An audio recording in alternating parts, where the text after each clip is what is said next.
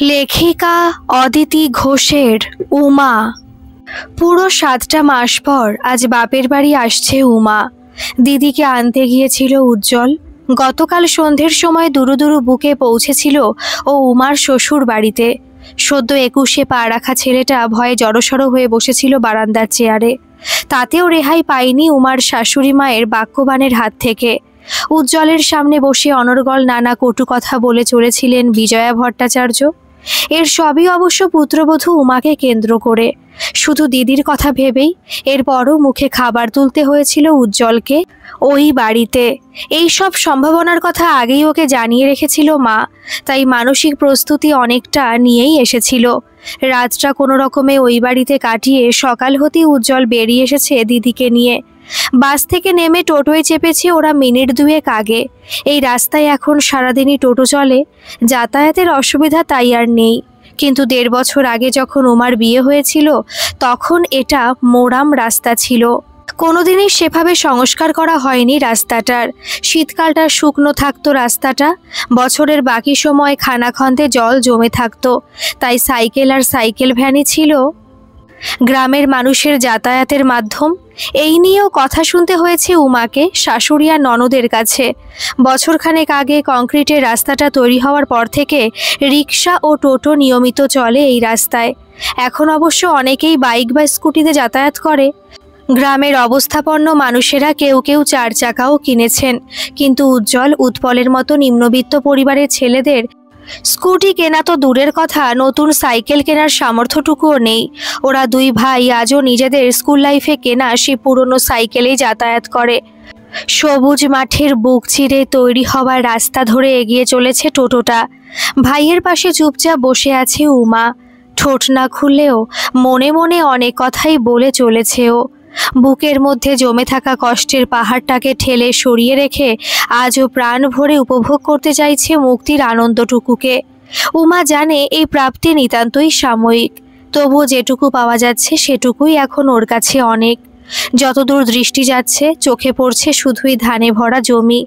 এই ধান কেটে খামারে উঠতে এখনো কিছুটা দেরি আছে। সম্পূর্ণ না পাকলেও হলদেটে রং ধরেছে শীষগুলোয়। শিশির ভেজা ধান ক্ষেতের ওপর সকালের মিঠে রোদ পড়ে ঝলমল করছে সারা মাঠ। আরও পিছনের দিকে নদীর ধারে ধারে আছে অনাবাদি কিছু জমি। সেখানে বহু পুরনো পিপুল, বট, অশ্বত্থ গাছের ফাঁকে ফাঁকে আছে বেনাবন আর কাশের ঝাড়। সবই উমার নখদর্পণে। মাঠের দিকে তাকাতেই মনটা এক ছুটে পৌঁছে গেল সে মিষ্টি শৈশবে। কত গ্রীষ্মের বিকেল, হেমন্তের সকাল, শীতের দুপুরে মনের খুশিতে মাঠে মাঠে ঘুরে বেরিয়েছে ওরা। গ্রামের খেলার 2টো মাঠই ছিল তরুণ দলের দখলে। রাধা গোবিন্দের মন্দির সংলগ্ন শ্বেতপাথরের বারান্দা ও সামনের ফাঁকা চত্বরটা ছিল বয়স্ক মানুষদের অবসর কাটানোর জায়গা। কিন্তু ছোটদের খেলাধুলা করার মতো তেমন জায়গা সে সময় ছিল না। তাই পাড়ার 12-13 জন বন্ধু মিলে কাঁচা রাস্তা ধরে ওরা চলে আসতো এই মাঠের ধারে। বন্ধুরা সবাই যে একই ক্লাসে পড়তো তা নয়, তবে সবাই ছিল কাছাকাছি বাড়ির ছেলে মেয়ে। বয়স 7 থেকে শুরু করে 11-12-র মধ্যে। 15 মিনিটের রাস্তা ছুটে চলে আসতো ওরা মাত্র 8-10 মিনিটে। কখনো ঝোপঝাড়ের আড়ালে লুকোচুরি খেলতো, কখনো আবার নদীর ধারের গাছ থেকে কুল, জাম, কয়েদবেল, কাঁচা আম পেড়ে খেত। উমা, শিউলি, স্নিগ্ধা, রীতা, চন্দনা এই 5 জন পালা করে কাগজে মুড়িয়ে নিয়ে আসতো নুন, লঙ্কার গুঁড়ো। নিজেদের গাছের পেয়ারা কুলও আনতো সুযোগ পেলে। নদীর ধারের গাছ থেকে ফল পাড়ার দায়িত্বে ছিল ছেলেরা। সুমিতের গুলতির টিক ছিল সাংঘাতিক। বিপুল আর মিন্টু ছিল ঢিল মেরে ফল পাড়ায় ওস্তাদ। ছুটে ফল কুড়োনোয় ওস্তাদ ছিল পলাশ। তবে গাছে ওঠার ব্যাপারে পল্টু আর রুদ্রর ধারে কাছে কেউ যেতে পারতো না। মাঠের আলে কিংবা গাছতলায় দল বেঁধে বসে নুন লঙ্কা মাখিয়ে কুল, তেঁতুল খাওয়ার মধ্যেই ছিল যেন স্বর্গীয় সুখ। সেই দিনগুলোতে যত আনন্দ পেয়েছে উমা, তত আনন্দ আর কখনো পায়নি এই 23 বছরের জীবনটায়। টোটোটা যত গ্রামের দিকে এগিয়ে যাচ্ছে ততই মনের মধ্যে অদ্ভুত রকম একটা উন্মাদনা অনুভব করছে উমা। দুপাশের মাঠের মাঝে মাঝে কাশের ঝাড়, ডালগুলো এখন ফুল ভারে অবনত। রাস্তার ধারের শিউলি গাছ থেকে ঝরে পড়া ফুল বিছিয়ে রয়েছে গালিচার মতো করে। পুজো পুজো গন্ধটা বাতাসে মিশে রয়েছে। শারদোৎসবের সূচনা হয়ে গেছে। আজ মহাষষ্ঠী। দূর থেকে ভেসে আসা ঢাকের শব্দ কানে আসছে। দেবী দশভুজা আজ মর্তধামে আসছেন সপরিবারে। তার আরাধনার জন্য চলছে মণ্ডপে মণ্ডপে বিপুল আয়োজন। অন্যদিকে মা মেনকার দীর্ঘ প্রতীক্ষার অবসান ঘটিয়ে পিত্রালয়ে আসছেন গিরি নন্দিনী, শঙ্কর ঘরণী উমা। সেখানেও চলেছে সাজো সাজো রব। একই দিনে বাপের বাড়ি আসছে স্বর্গীয় শ্যামসুন্দর মুখার্জির মেয়ে উমা। এই উমা রক্ত মাংসে গড়া অত্যন্ত সাধারণ এক নারী, এক অভাগিনী মায়ের অভাগিনী মেয়ে। তবু তার আদরের মেয়ের জন্য সাধ্যমতো আয়োজন যে করবেন গায়ত্রী, তা জানে উমা। মেয়ের পছন্দের ছোলা বাদাম আর কুসুম বীজ দিয়ে চাল ভাজা, নারকেল নাড়ু, চিড়ের নাড়ু, তিলের পাটালি সবই করে রেখেছে মা। খবরটা রাত্রে দিয়েছে কাল উজ্জ্বল। গত বছর উমা যেতে পারেনি বলে এসব কিছুই করেনি মা। নিরামিষ পদগুলো রান্না করতে করতে বারবার শাড়ির আঁচলে চোখের জল মুছছেন গায়ত্রী। উমার বয়সী মেয়েদের অনেকেরই এখন বিয়েই হয়নি। যাদের হয়েছে তারাও সবাই কত সাজগোজ করছে, কত আনন্দ করছে, অথচ তার উমা 22 বছর পেরোনোর আগেই সাদা শাড়ি পরতে হয়েছে তাকে। সাজগোজ তো দূরের কথা, নামকরা পণ্ডিত বংশের বিধবা বলে শ্বশুর বাড়িতে বিধিনিষেধের শেষ নেই। নিরামিষ খেতে হয় তাকে, নিষ্ঠার সঙ্গে একাদশীর পালনও করতে হয়। শুধু কি তাই, যে মেয়েটাকে দিনে 3 বার ভাত দিলে খুশি হতো, সেই মেয়েটাকে এখন একবার মাত্র ভাত খেতে হয়। এসব মনে করলে বুকের ভেতরটা যন্ত্রণায় কুঁকড়ে ওঠে গায়ত্রীর। মায়ের হাতে ডিমে ডালনা আর চুনো মাছের টক ছিল উমার সবচেয়ে প্রিয় পদ। ওগুলো আর খেতে পারবে না উমা। গায়ত্রী শুধু একা নন, এসব কথা ভেবে কষ্ট পায় উমার 2 ভাইও। উজ্জ্বল উৎপল দুজনেই এক কথা বলেছে, দিদিকে মাছ মাংস খাওয়াতে যদি পারে ওরা, তবেই বাড়িতে ওইসব রান্না হবে। আর যদি দিদি না খায়, তাহলে দিদি যতদিন এই বাড়িতে থাকবে ততদিন ওসব ঢুকবে না রান্নাঘরে। তারাও দিদির সঙ্গে নিরামিষ খাবে। ছেলেদের কথা শুনে চোখে জল এসে গিয়েছিল গায়ত্রীর। সত্যি এরা শ্যামসুন্দর মুখার্জির উপযুক্ত সন্তান। ঠিক এই কারণেই মনে মনে ওদের নিয়ে গর্ববোধ করেন তিনি। এ যুগের অন্য ছেলেদের থেকে ওরা অনেকটাই আলাদা। বাবার মতোই উদার, সহানুভূতিশীল মন পেয়েছে তার 3 ছেলে মেয়ে। ক্যান্সারে আক্রান্ত হয়ে মাত্র 48 বছর বয়সেই মর্তের মায়া ছেড়ে চলে গেছেন প্রাইমারি স্কুলের শিক্ষক শ্যামসুন্দর মুখার্জি। সেটাও দেখতে দেখতে 5 বছর হয়ে গেল। কুলীন ব্রাহ্মণের ছেলে হয়েও শ্যামসুন্দর ছিলেন সম্পূর্ণ সংস্কারমুক্ত একজন মানুষ। তিনি বলতেন, ঈশ্বরের প্রতি ভক্তি রাখা মানে সংস্কারের জালে নিজেকে জড়িয়ে রাখা নয়। সব আচার বিচার মানুষের তৈরি। এই সব কিছু তৈরি করেছেন আমাদের পূর্বপুরুষরাই। ঈশ্বর বলেননি কোনোটাই। মানুষকে কষ্ট দিয়ে ধর্ম পালন হয় না, তাই এগুলো মানার কোনো দরকার নেই। নিজে যখন প্রচণ্ড অসুস্থ ছিলেন, তখনও তিনি খোঁজ নিতেন গায়ত্রী ঠিকমতো খাওয়া দাওয়া করছেন কিনা। মৃত্যুর কদিন আগে ছেলে মেয়েদের ডেকে শ্যামসুন্দর বলেছিলেন তার কারণে খাওয়া পড়ার ব্যাপারে কোনো বিধিনিষেধ যেন না মানে তাদের মা। বাবার কথা মনে রেখে তাকে জোর করে মাছ খাইয়েছিল উমা। তখন উমার কতই বা বয়স, ক্লাস 11-এ পড়তো। আর উজ্জ্বল উৎপল পড়তো ক্লাস 9-এ। টোটোটা পাড়ায় ঢুকতেই একটা গুঞ্জন কানে এলো। গুঞ্জনটা যে ওকে কেন্দ্র করে তা বুঝতে অসুবিধা হলো না উমার। বর্তমান পরিস্থিতিতে ওকে নিয়ে বিশেষভাবে আলোচনা হওয়াটাই তো স্বাভাবিক। গরিবের সংসারের পিতৃহীন মেয়েটার যখন হুগলির স্বনামধন্য পণ্ডিত রাখালচন্দ্র ভট্টাচার্যের নাতি রঞ্জন ভট্টাচার্যের সঙ্গে বিয়ে হয়েছিল, সেদিন আলোচনা হয়েছিল উমার সৌভাগ্যকে নিয়ে। আর আজ আলোচনা হবে উমার দুর্ভাগ্যকে নিয়ে। সেদিন কেউ খুশি হয়েছিল আর কেউ হয়েছিল ঈর্ষান্বিত। আজও হয়তো ঠিক তেমনই কেউ দুঃখ করছে, কেউ বা উমার দুর্ভাগ্যের জন্য উমার মতো অপয়া মেয়েকেই দায়ী করছে। উমা এখন অনেক কিছু বোঝে, কারণ এখনকার উমা অনেক পরিণত। অবশ্য এখনকার বললে ভুল হবে। উমা মুখার্জি থেকে উমা ভট্টাচার্য হওয়ার কদিন পরই হঠাৎ করে পরিণত হয়ে গিয়েছিল। ওদের দারিদ্র্যের সুযোগ নিয়ে ওকে যে ভীষণভাবে ঠকানো হয়েছে, সেটা বুঝতে পেরেছিল উমা বিয়ের পরই। গত 1 বছর 5 মাসের বিবাহিত জীবনটায় একটা নতুন পদবি ছাড়া আর বিশেষ কিছুই প্রাপ্তি হয়নি উমার। এর বাইরে যা পেয়েছিল তার সবই খোয়া গেছে। শ্বশুর বাড়ি থেকে আশীর্বাদ স্বরূপ পাওয়া গহনা কিছু কম ছিল না।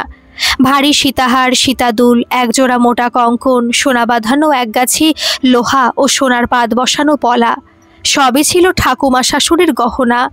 সেগুলোই দেওয়া হয়েছিল উমাকে। কিন্তু সবে ফিরিয়ে নিয়েছেন শ্রীমতী বিজয়া ভট্টাচার্য তার ছেলের মৃত্যুর পর। শ্বশুরমশাই রমেশচন্দ্র এ ব্যাপারে মৌন থেকেছেন, কারণ তারও অভিমত এক। তিনিও মনে করেন বিধবাদের ওসব গহনা পরা অনুচিত। গহনাগুলো ফিরিয়ে দিয়ে আলাদা করে কিছু কষ্ট হয়নি উমার।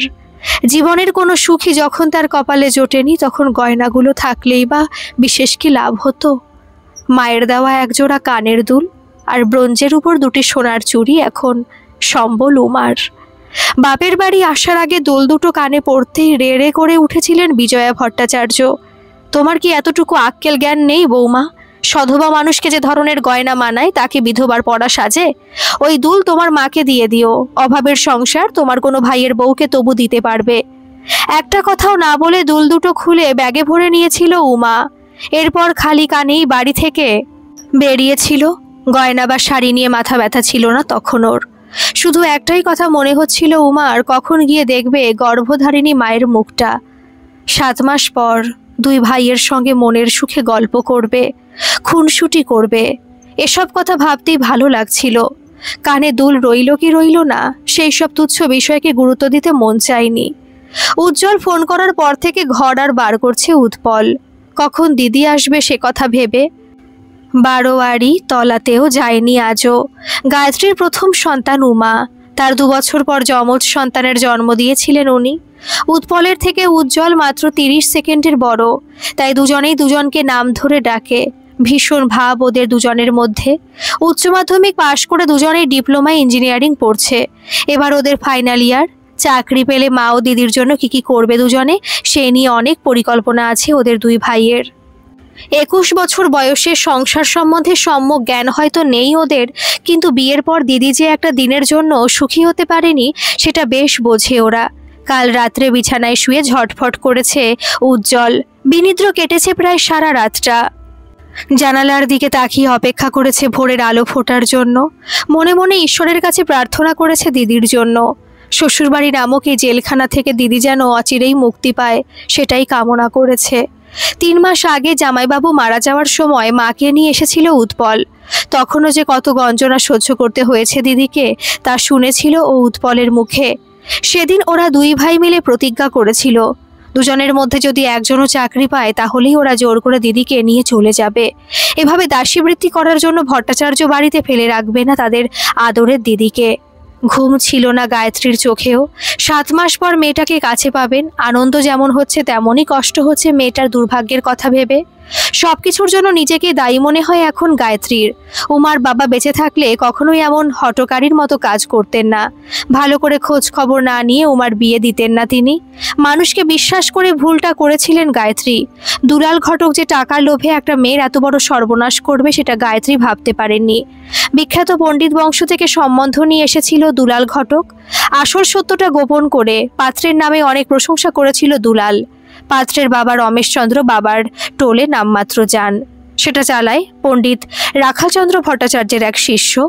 রমেশচন্দ্রের নিজের বড় দশকর্মার দোকান, তার একমাত্র ছেলে রঞ্জন ভট্টাচার্যের বিশাল বড় হার্ডওয়্যারের দোকান। দোকানে অনেক কর্মচারী, তারাই সব দেখাশোনা করে। পাত্র হিসেবে রঞ্জন একেবারে হীরের টুকরো, দাবি দাবা নেই। ওরা শুধু চায় একটি সুশ্রী লক্ষ্মীমন্ত মেয়ে।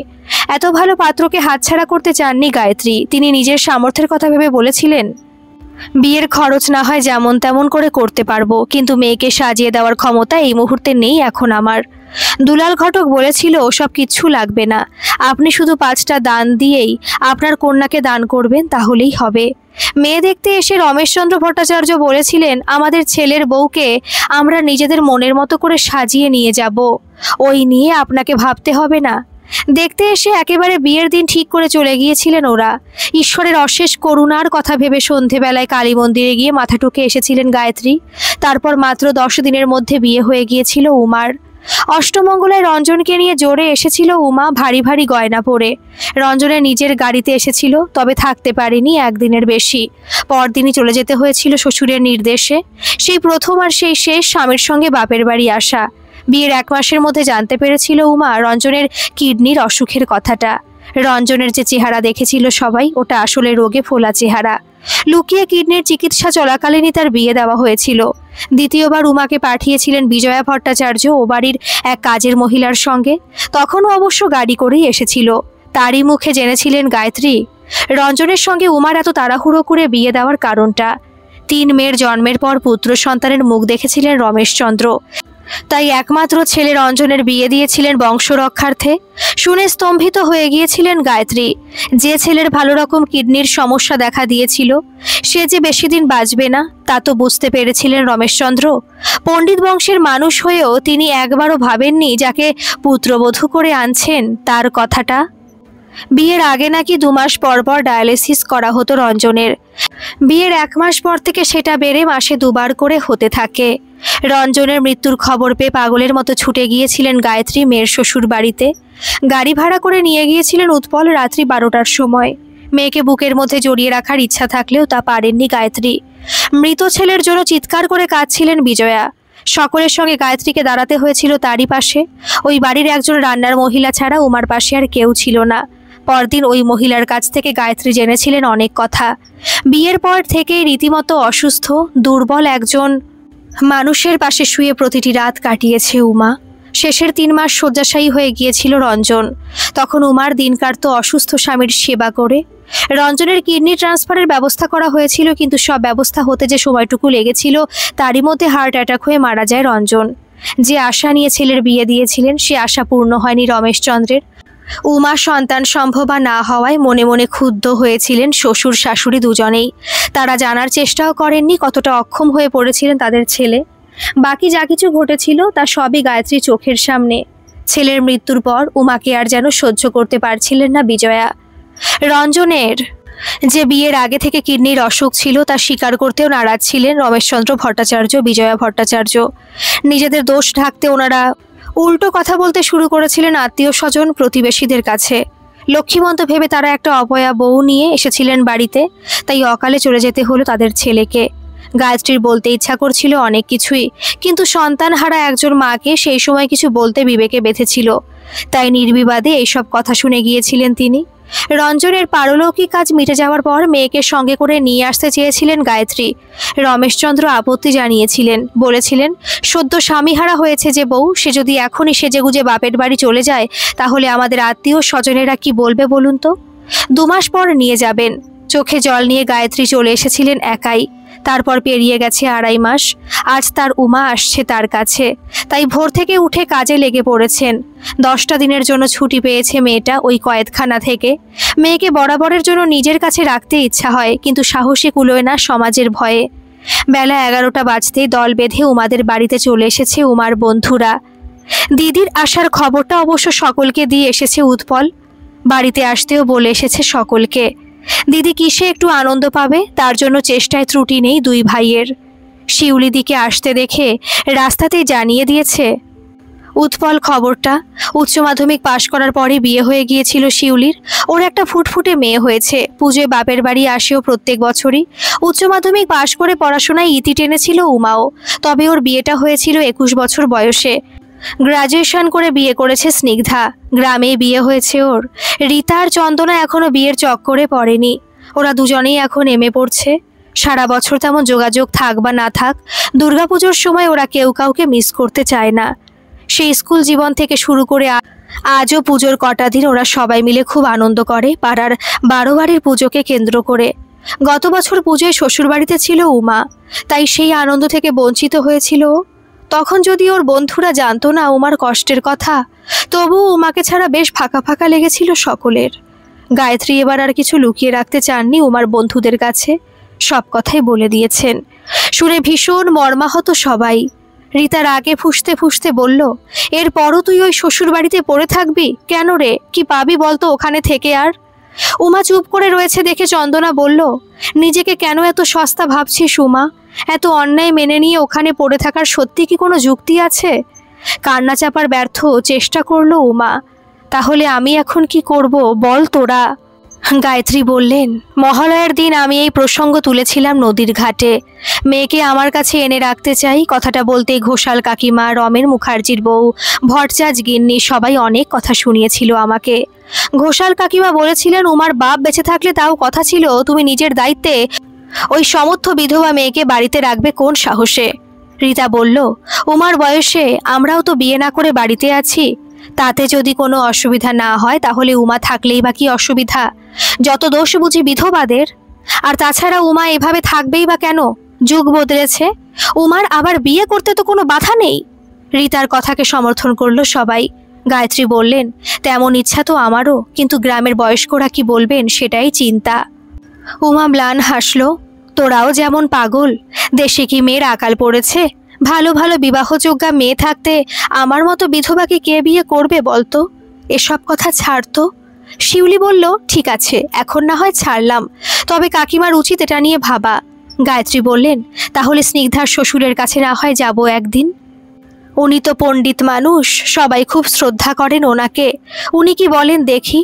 স্নিগ্ধা প্রতিবাদ করলো তৎক্ষণাৎ, কেন কাকিমা, মেয়ে তো তোমার, তাকে জন্ম দিয়েছ তুমি, খাইয়ে পড়িয়ে বড় করেছ তুমি, তোমার মেয়ের ব্যাপারে সিদ্ধান্ত নেবে তুমি নিজে?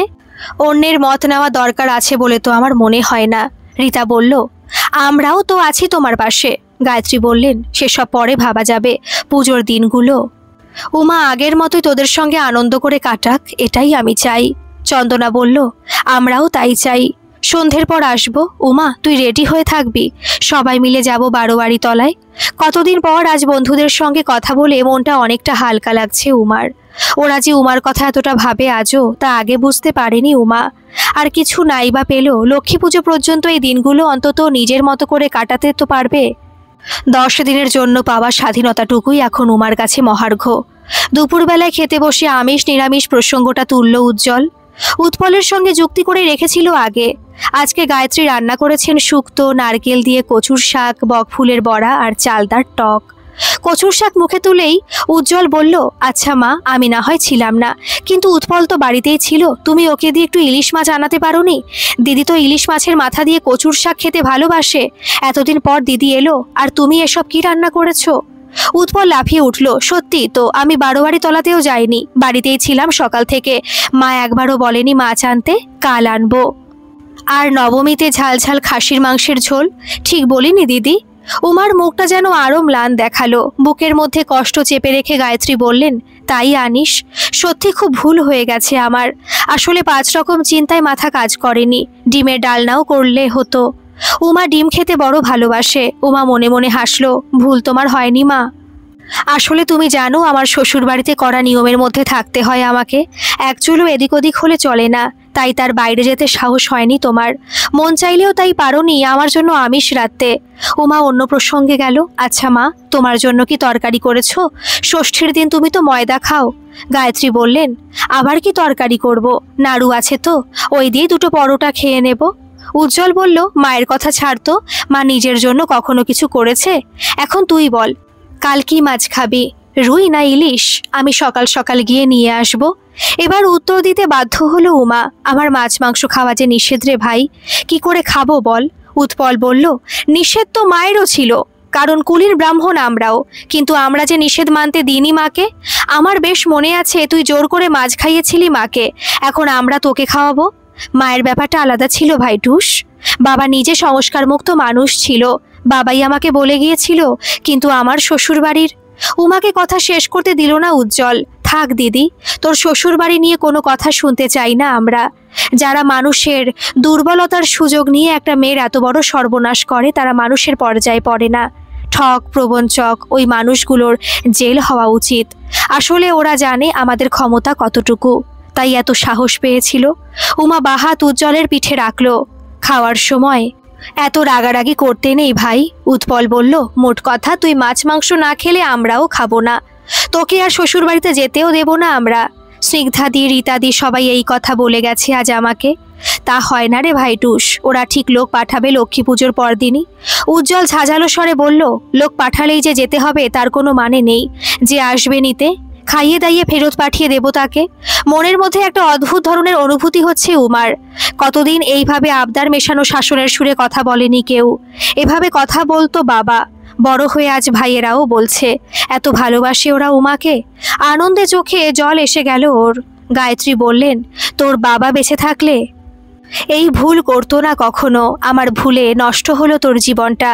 অবশ্য এখন আমিও চাই না যে তুই ওখানে ফিরে যাস। আমাদের অভাবের সংসার যেভাবে আগে চলতো সেইভাবেই চলবে। আর একটা কথা, আমি যখন 44 বছর বয়সেও সব খাই তখন তুইও খাবি। তোর ভাইয়েদের মুখ চেয়ে এই কথাটুকু রাখিস তুই। মার ভাইয়েদের কথাগুলো আজ নতুন করে ভাবাচ্ছে উমাকে। সত্যি তো এমন কি পেয়েছে ও বিবাহিত জীবনে, যে মানুষটাকে কেন্দ্র করে ওই বাড়িতে ওর যাওয়া সেই বা কি দিতে পেরেছে? শারীরিক বা মানসিক কোনো সম্পর্কই তো তৈরি হয়নি কোনোদিন রঞ্জনের সঙ্গে। আজও ওর জন্য সেখানে কারো মনে কোনো মায়া মমতা নেই, নেই ভালোবাসার ছিটে ফোঁটা। মিথ্যে একটা সম্পর্কের বোঝা সারা জীবন বয়ে বেরিয়ে কি লাভ? কত মেয়ে তো বিয়ে না করে বাপের বাড়িতেই কাটিয়ে দেয় জীবন। মাঝের 1 বছর 5 মাসের ওই সময়টাকে যদি জীবনের খাতা থেকে মুছে ফেলেও তাতে কারো বিশেষ ক্ষতি হবে বলে তো মনে হয় না। অবশ্য সবটাই ভাগ্য। দেখা যাক ভাগ্য কোন দিকে নিয়ে যায় ওর জীবনটাকে। ষষ্ঠীর কল্পারম্ভ শুরু হতে চলেছে। দক্ষিণ পাড়ার এই দুর্গা দালানটা বেশ বড়। সেখানেই চাঁদোয়া টাঙিয়ে ঝাড়ের আলো লাগানো হয় প্রতি বছর। দুর্গা দালানের সামনে অনেকটা এরিয়া জুড়ে প্যান্ডেল করা হয়। সবাই বসে পুজো দেখবে বলে প্রায় 100 চেয়ার রাখা থাকে। আগে ত্রিপল পাতা হতো, তার ওপর বসে পুজো দেখার জন্য। 7-8 বছর আগে থেকে এই চেয়ার পাতা হয়। প্যান্ডেলের পেছনের দিকে একটা কোণ ঘেঁষে উমাকে নিয়ে বসেছিল ওর বন্ধুরা। বয়স বাড়ার সঙ্গে সঙ্গে ছোটবেলার বন্ধুরা ভাগ হয়ে গেছে দুভাগে। ছেলেদের ও মেয়েদের আলাদা আলাদা বন্ধুবৃত্ত তৈরি হয়েছে। তবে দেখা হলে কথাবার্তা হয় পাড়ার সব ছেলে মেয়েদের মধ্যেই। পুজোর সময় অবশ্য বন্ধুত্বের সম্পর্কটা একবার করে ঝালাই হয়। প্যান্ডেলে বসে আড্ডা দেওয়া যায় সবাই মিলে। পল্টুকে দেখা গেল দুর্গা দালানে, ও পুজোর আয়োজনে ব্যস্ত। উমাদের দেখতে পেয়েও হাত নাড়ল দূর থেকে। উমা খোঁজ নিল বাকি সব বন্ধুদের। বিপুল আর রুদ্র ওদের আগের ব্যাচ ছিল। সুমিত আর মিন্টু ওদের সঙ্গে একই ব্যাচে পরীক্ষা দিয়েছিল। পল্টু আর পলাশ ছিল ওদের থেকে 1 বছরের জুনিয়র। সুমিত আর মিল্টু এমএসসি পড়ছে। বিপুল গ্রাজুয়েশন করে ওষুধের দোকান করেছে। উচ্চ মাধ্যমিকের পর পল্টু বাবার সঙ্গে যজমানি শুরু করেছে। বাইরে বাইরেও পুজো করতে যায়ও। পলাশ এখন একজন বিএসএফ এর জওয়ান। আর সকলের মধ্যে ব্রিলিয়ান্ট রুদ্র বিটেক পাশ করে চাকরি পেয়েছে গত বছর। ও থাকে কলকাতার মেসে, মাসে 2 বার বাড়ি আসে। রুদ্র এখানকার হাই স্কুলের হেডমাস্টার, রণজয় বিশ্বাসের ছেলে। রণজয় বিশ্বাস নিজে একজন আদর্শবান শিক্ষক। তার প্রভাব ছেলের ওপর অনেকটাই পড়েছে। রুদ্র শুধু পড়াশোনাতেই যে ভালো ছিল তা নয়, ছোট থেকে মানুষের প্রতি ভীষণ দয়ামায়া ছিল ওর। ঠিক সেই কারণেই ছোটবেলায় রুদ্রকে খুব ভালো লাগতো উমার। গত 1 বছর 5 মাস ধরে শ্বশুরবাড়ির সীমাহীন অনুশাসনের মধ্যে থাকতে থাকতে নিজের স্বাধীন সত্তাটাকে হারিয়ে ফেলেছে উমা। শামুকের মতো খোলের মধ্যে নিজেকে ভরে রাখাটাই অভ্যেসে পরিণত হয়েছে ওর। আজ বন্ধুদের সঙ্গে গল্প করতে করতে কখন যে খোলের ভেতর থেকে নিজেকে সম্পূর্ণ বার করে এনেছে ও সেটা নিজেই বুঝতে পারেনি। নিজেদের স্কুল জীবনে নানা মজার ঘটনা নিয়ে হাসাহাসি করছিল ওরা। হঠাৎ ওদের সামনে এসে দাঁড়ালো সুমিত, মিন্টু আর রুদ্র। মুহূর্তে নিজেকে গুটিয়ে নিল উমা। ও সংকোচে মুখ নিচু করে বসে আছে দেখে রুদ্র বলল, কি ব্যাপার রে তোর উমা? আমাদের দেখে তোর কিসের এত সংকোচ? ভুলে গেছিস নাকি সেই সব দিনগুলোর কথা? তখন কিন্তু আমাদের মধ্যে একজন অনুপস্থিত থাকলে সকলের খারাপ লাগতো। সবাইকে নিয়ে সবাই ভাবতাম তখন। আমার পা মচকে গিয়েছিল। তুই ছুটে এসে কাকাবাবুর কাছ থেকে হোমিওপ্যাথি ওষুধ নিয়ে গিয়েছিলি আমার জন্য। আমি সেসব কিচ্ছু ভুলিনি। উমার বলতে ইচ্ছে করছিল, আমিও কিছু ভুলিনি রে রুদ্র। ওই দিনগুলোই তো ছিল আমার জীবনের সবচেয়ে সুখের দিন। কিন্তু বলতে পারল না, ঠোঁট আটকে গেল। 1.5 বছর আগের উমার সঙ্গে আজকের উমার পার্থক্যটা এইখানেই। সুমিত বলল, আজ এখানে তোদের সঙ্গে আড্ডা দেব না, আর কাল একেবারে চুটিয়ে আড্ডা দেব উমাদের বাড়িতে। মিন্টু বলল, উজ্জ্বল আর উৎপল আমাদের যাওয়ার জন্য বারবার বলেছে। আড্ডার সঙ্গে কাকিমার হাতে নাড়ু আর চাল ভাজা খাওয়ার প্রোগ্রাম হয়ে গেছে। আমরা সবাই মিলে যাব, তোরাও কিন্তু সবাই যাবি। রুদ্র বলল, অনেকদিন যাওয়া হয়নি। রান্নার চালার পেছনে তোদের সে পেয়ারা গাছটা আছে এখনো? উমা ঘাড় নেড়ে সম্মতি জানালো। শিউলি বলল, তোর মনে আছে পেয়ারার জন্য উমার সেই কান্নার কথা? রুদ্র হাসল, মনে থাকবে না আবার? উমা লজ্জা পেয়ে হাতের তালুতে মুখ ঢাকলো। ওরা 3 জন চলে যেতেই সবাই পড়ল উমার পেছনে। উমারা তখন ক্লাস 4-এ পড়ে, আর রুদ্র আর বিপুল পড়তো 5-এ। বিপুল সেদিন ওর মামা বাড়ির থেকে আনা বড় বড় ডাসা পেয়ারা নিয়ে গিয়েছিল খেলতে যাওয়ার সময়। উমা সেটা জানতো না। ও নিজেদের গাছে 4টে পেয়ারা কেটে নুন লঙ্কা মাখিয়ে নিয়ে গিয়েছিল খবরের কাগজের ঠোঙায়। অন্যদিন উমাদের গাছের কাঁচা পেয়ারা পেলেই সকলে হামলে পড়তো। সেদিন কিন্তু কেউ ওর পেয়ারা মাখা খাওয়ার আগ্রহ দেখায়নি। সবাই বিপুলের আনা ডাসা পেয়ারা খেতে খেতে পেয়ারার প্রশংসা করছিল। পেয়ারা মাখা নিয়ে উমা সকলকে দিতে গিয়েছিল, কিন্তু কেউ নিতে চায়নি। বিপুলের আনা পেয়ারায় কামড় দিয়ে শিউলি বলে ফেলেছিল, এই পেয়ারাগুলো খুব মিষ্টি, আজ তোর পেয়ারা কেউ খাবে না। পেয়ারা মাখা হাতে নিয়ে কেঁদে ফেলেছিল উমা। সেটা দেখে রুদ্র তাড়াতাড়ি উমার হাত থেকে পেয়ারা মাখা নিয়ে খেতে শুরু করে দিয়েছিল। বলেছিল, নুন লঙ্কার গুঁড়ো না মাখালে পেয়ারা তেমন স্বাদ লাগে না। খুব ভালো মেখেছে উমা আজ পেয়ারাটা। রুদ্রের কথা শুনে সবাই তখন হাতে হাতে তুলে নিচ্ছিল পেয়ারা মাখা। উমার কান্না থেমে গিয়েছিল, কিন্তু ততক্ষণে আর এক বিপত্তি হয়েছিল। নুন লঙ্কার রস লাগানো হাত দিয়ে চোখের জল মুছতে গিয়ে উমার চোখ জ্বলে যাচ্ছিল। পল্টু আর সুমিত রিভার পাম্পের জল হাতের আঁচলা ভরে এনে উমার চোখ ধুইয়ে দিচ্ছিল। রীতা বলল, রুদ্র কিন্তু ছোট থেকে অন্যরকম ছিল, কারো কষ্ট সহ্য করতে পারত না। উমা সম্মতি জানালো, হ্যাঁ ঠিক বলেছিস। আমার বাবা মারা যাওয়ার সময় রুদ্র আমার ভাই আর ভাইটুসকে সামলে রেখেছিল। স্নিগ্ধা বলল, ও আজও একই রকম আছে, ভালো চাকরি পেয়েও ওর কোনো অহংকার হয়নি। স্নিগ্ধাকে একবাকে সমর্থন করলো সকলেই। সপ্তমীর বিকেলে এসেছিল রুদ্র, সুমিত আর মিন্টু। রীতা চন্দনারাও সকলে এসেছিল। গায়ত্রীর হাতে নাড়ু আর চাল ভাজা খেতে খেতে গল্প করে কাটিয়ে দিয়েছিল ওরা সন্ধে পর্যন্ত। 2-2.5 ঘন্টা সময় ছোটবেলার বন্ধুদের সঙ্গে কাটিয়ে খানিকটা সহজ হয়ে উঠতে পেরেছিল উমা। তারপর পুরো পুজোটা আনন্দেই কেটে গেছে। বাড়িতে মার ভাইদের সঙ্গে সময় কাটিয়ে 10টা দিন যেন ঝড়ের গতিতে পেরিয়ে গেছে। গতকাল কোজাগরি লক্ষ্মী পুজো হয়ে গেছে। আজ সকাল থেকে বেশ দুশ্চিন্তায় রয়েছে উমা।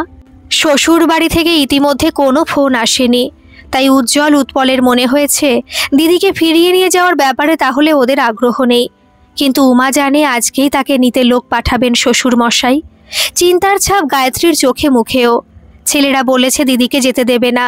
তিনিও চান না উমাকে আর ওখানে পাঠাতে, কিন্তু তার জন্য কতটা অশান্তি হবে সেই নিয়েই চিন্তা। উমার ধারণাকে অভ্রান্ত প্রমাণ করে বেলা 10টার সময় একটা গাড়ি এসে দাঁড়ালো উমাদের বাড়ির সামনে। রঞ্জন মারা যাওয়ার পর থেকে ওর নিজের গাড়িটা গ্যারেজেই পড়ে আছে, কেউ ব্যবহার করে না সেই গাড়ি। যে গাড়িটা এসেছে সেটা ভাড়া করা গাড়ি। রান্নার মহিলার সঙ্গে মেয়ে জামাইকে পাঠিয়েছেন রমেশচন্দ্র উমাকে নিয়ে যাওয়ার জন্য। জলখাবার খেয়েই ওরা যে উমাকে নিয়ে চলে যেতে চায় সেটা এসেই জানিয়ে দিয়েছিল। তাদের আদর যত্নে ত্রুটি রাখেননি গায়ত্রী। লুচি, বেগুন ভাজা, আলুর দম, ক্ষীর ও 4 রকম মিষ্টি দিয়ে জলযোগ সেরে তারা খোঁজ নিল উমা তৈরি হয়েছে কিনা। উমা তখন পাশের ঘরে বন্ধুদের মধ্যে বসেছিল ভয়ে কাঠ হয়ে। রীতা বলল, কেন এত ভয় পাচ্ছিস তুই? যা বলার তোকেই বলতে হবে উমা। রঞ্জনের বড়দি বকুল নিজেই আসছিল উমাকে ডাকতে। ঘরের চৌকাঠ পর্যন্ত এসে থমকে দাঁড়ালো সে। কি বলবে তোমাদের সই?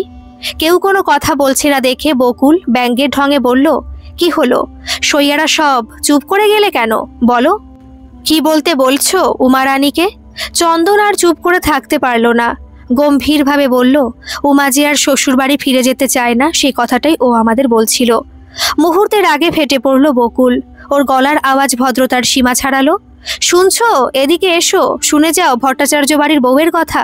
সে নাকি আর শ্বশুরবাড়ি যেতে চায় না, বাপের বাড়িতে থেকে ধিঙিপনা করে বেড়াতে চায়। হন্তদন্ত হয়ে ঘরে ঢুকলো বকুলের স্বামী। এসব কি বলছো তুমি? সেটা হয় নাকি? তোমার বাবার একটা মান সম্মান আছে তো নাকি? উজ্জ্বল ভেতরে ঢুকতে ঢুকতে বলল, আপনাদের মান সম্মানের কথা ভাবতে গিয়ে ওই গাড়োতে আমরা আমাদের দিদিকে ফেলে রাখতে চাই না। আরও কিছুক্ষণ বর্ষা চলার পরে রমেশচন্দ্রের সঙ্গে ফোনে কথা বলল তার জামাই। ওপক্ষ কি বলল শোনা গেল না, তবে বেরিয়ে যাওয়ার সময় বকুল জানিয়ে গেল খাওয়া দাওয়া করে বাবা মা আসছে, তারপর টেনে হিচড়ে নিয়ে যাবে উমাকে। বিকেল 4টের সময় সকালের সেই গাড়িটাই এসে দাঁড়ালো উমাদের দরজার কাছে। গাড়ি থেকে নামলেন রমেশচন্দ্র ভট্টাচার্য ও তার স্ত্রী। এখন অবশ্য উমার আর ভয় করছে না, এখন ওরা তৈরি। শুধু উজ্জ্বল উৎপলই নয়, ওনাদের আসার জন্য অপেক্ষা করছিল উমার 5 জন বান্ধবী ও 5 বন্ধু। বাড়িতে ঢুকেই হুঙ্কার দিয়ে উঠলেন রমেশচন্দ্র। কোথায় গেল সেই বেয়াক্কেলে মেয়ে? তার এত বড় সাহস যে সে আমার মেয়ে জামাইকে খালি হাতে ফিরিয়ে দেয়। সুমিত বলল, খালি হাতে ফিরে যেতে হবে তো আপনাদেরও। উমা যাবে না আর ওখানে। রাগে ফেটে পড়লেন রমেশচন্দ্র। তুমি কে হে? এ কথা বলার সাহস হয় কি করে তোমার? মিন্টু বলল, শুধু ও নয়, আমরা সবাই উমার বন্ধু। বিজয়া ভট্টাচার্য বললেন, কি মেয়েদের ছেলে বন্ধু? ছি ছি, এ কোন মেয়েকে বাড়ির বউ করে নিয়ে গিয়েছিলে তুমি? তাই জন্য তার শ্বশুর বাড়ি যেতে মন নেই? এত কুৎসার ইঙ্গিতের পর যার কড়া ভাষায় উত্তর দেওয়ার কথা, তাকে দেখা গেল জানালার ধারে দাঁড়িয়ে কারো সঙ্গে ফোনে কথা বলতে। রমেশচন্দ্রের আসার খবর পেয়ে 2-4 জন গোড়া ব্রাহ্মণ এসে হাজির হয়েছে উমাদের উঠোনে। রমেন মুখার্জি বললেন, বৌমা, তুমি কিন্তু কাজটা ঠিক করছো না। শ্যাম আমাকে শুধু কাকাবাবু বলে ডাকতই না, নিজের মানুষ ভাবত। তাই না এসে থাকতে পারলাম না। তোমার ছেলেরা এখনো ছেলে মানুষ, ওরা যাই বলুক সে কথা সায় দেওয়া তোমার উচিত হচ্ছে না। উমার ভবিষ্যতের কথা ভাবো। পরে যদি ওর ভাইয়েরা ওকে না দেখে তখন কি হবে? অগ্নিতে ঘৃতাহুতি দিয়ে দাঁড়িয়ে রইলেন রমেন মুখার্জি। সঙ্গে সঙ্গে লাফিয়ে উঠলেন রমেশচন্দ্র। বলে রাখলাম, তখন ওই মেয়ের খাওয়া পড়াও জুটবে না। দরজা দিয়ে ঢুকতে দেখা গেল হেডমাস্টার রণজয় বিশ্বাসকে। ওনার সঙ্গে ওনার ঘনিষ্ঠ বন্ধু আইনজীবী মন্মথ বসুও রয়েছেন। বাড়িতে ঢুকতে ঢুকতে রণজয়বাবু বললেন, উমার খাওয়া পড়ার চিন্তা আপনাকে করতে হবে না ভট্টাচার্য মশাই। ওর সারা জীবনের খাওয়া পড়ার দায়িত্ব নিতে প্রস্তুত আমার ছেলে রুদ্র। ও বিটেক ইঞ্জিনিয়ার, ভালো চাকুরিও করে। আশা করি উমাকে ভালোভাবেই খাওয়াতে পারবেও। কই রে রুদ্র, বাইরে আয়। উমার ভাবি স্বামীকে একটু দেখে যান উনি। লজ্জা লজ্জা মুখ করে ঘর থেকে বেরিয়ে এলো রুদ্র। রমেশচন্দ্র বললেন, ওকে আর কি দেখব, ও তো ঘরেই বসেছিল। নষ্টামি চলছিল ঘরের মধ্যে। মন্মথ বসু বললেন, বেশি কথা না বলে মানে মানে চলে যান। আমি একজন আইনজীবী, হাইকোর্টে প্র্যাকটিস করি। আমার কিন্তু প্রমাণ করতে বেশিক্ষণ সময় লাগবে না যে আপনি আপনার ছেলের কিডনির অসুখের কথা গোপন করে ছেলের বিয়ে দিয়েছেন। প্রতারণার দায়ে জেল খাটতে হবে কিন্তু তখন আপনাকে। স্বামীর হাত ধরে টান দিলেন বিজয়া। গাড়িতে গিয়ে বসবে চলো, আর একদণ্ড এখানে থাকতে ইচ্ছা নেই আমার। বাধ্য ছেলের মতো স্ত্রীর বাহু লগ্ন হয়ে গাড়িতে উঠে বসলেন রমেশচন্দ্র। ভট্টাচার্য দম্পতি বিদায় নিয়েছেন। উমার বাড়িতে উপস্থিত সকলের মনে শান্তি এসেছে।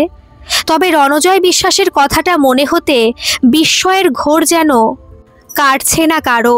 উমা বা ওর বান্ধবীর বুঝতে অসুবিধা হলো না যে রুদ্র ওর বাবাকে আগে নিজের মত জানিয়ে রেখেছিল। উনি সমর্থন করেছিলেন ছেলেকে। তাই পরিস্থিতি খারাপের দিকে যাচ্ছিল দেখে ফোন করে ডেকে এনেছে বাবাকে। গায়ত্রী হাত জোর করে দাঁড়ালেন রণজয় বিশ্বাসের সামনে। অবরুদ্ধ গলায় বললেন, আপনি এত বড় সিদ্ধান্ত এত তাড়াতাড়ি নিয়ে ফেললেন কি করে মাস্টার মশাই? ওই জন্যই লোকে আপনার এত প্রশংসা করে। সত্যিই আপনি দেবতা। উজ্জ্বল উৎপল ওদের মাস্টার মশাইকে প্রণাম করলো। ওনার সামনে দাঁড়িয়ে কোনো কিছু নিয়ে কথা বলার সাহস ওদের নেই। একে একে সবাই প্রণাম করলো তাদের প্রিয় হেড মাস্টার মশাইকে। রীতা বলল, স্যার, একটা কথা আজ বলতে ভীষণ ইচ্ছা করছে। সবাই আপনার প্রশংসা করে, অনেক কিছুই বলে, তবে আমার এখন মনে হচ্ছে আপনার জন্য কোনো বিশেষণই বোধহয় যথেষ্ট নয়।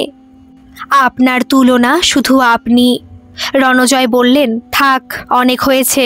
হ্যাঁ রে, তোদের সেই বন্ধুটি কি এখনো আত্মগোপন করে বসে থাকবে এভাবে? ডাক তাকে, আজ খালি হাতে আশীর্বাদ করে যাই। সামনের অঘ্রাণেই তাকে বরণ করে ঘরে তুলবে রুদ্রর মা। বন্ধুদের হাঁকাহাঁকিতে গুটি গুটি পায়ে ঘর থেকে বেরিয়ে এলো উমা। হেডমাস্টার মশাইকে প্রণাম করতে গিয়ে উত্তেজনায় হাতটা কেঁপে উঠল ওর। রণজয় বিশ্বাস উমার মাথায় হাত রেখে আশীর্বাদ করলেন, আমার মেয়ের অভাব যেন পূরণ করতে পারিস, সেটাই কামনা করি ঈশ্বরের কাছে। আর দেরি করতে চাই না আমি। ঠিক করেছি, এই অঘ্রাণে বিয়েটা দিয়ে দেব তোদের। অ্যাডভোকেট মন্মথ বসু বললেন, তুই আর কি ঠিক করবি রণ? ঠিক তো করে রেখেছেন ঈশ্বর স্বয়ং। রুদ্রের জন্য উমা মানে শিবের জন্য পার্বতী তো উপযুক্ত পাত্রী। রণজয় বললেন, তাই তো, এটা তো খেয়াল করিনি আগে। চলে যাওয়ার সময় সকলের কান বাঁচিয়ে রুদ্র বলল, লাল বেনারসিতে কিন্তু দারুণ লাগবে তোকে উমা। আমি সেই দিনটার অপেক্ষায় রইলাম। এই অপ্রত্যাশিত প্রাপ্তিতে বাকরুদ্ধ হয়ে গেছে উমা। কোনো কথা বলার শক্তি ওর নেই। রুদ্রের দিকে আলতো করে তাকিয়ে মুখ নিচু করল ও। নিজের সবচেয়ে প্রিয় মানুষটাই ওর জীবন সঙ্গী হতে চলেছে। কথাটা ভাবতেই শিহরিত হচ্ছে উমার সমস্ত শরীর ও মন। শুনতে পাচ্ছে যেন সহস্র ভ্রমরের গুঞ্জন। গল্পটি কেমন লাগলো অবশ্যই কিন্তু কমেন্ট করে জানাবেন। আর ভালো লাগলে একটা সাবস্ক্রাইব করে আমার পাশে থাকবেন। ধন্যবাদ।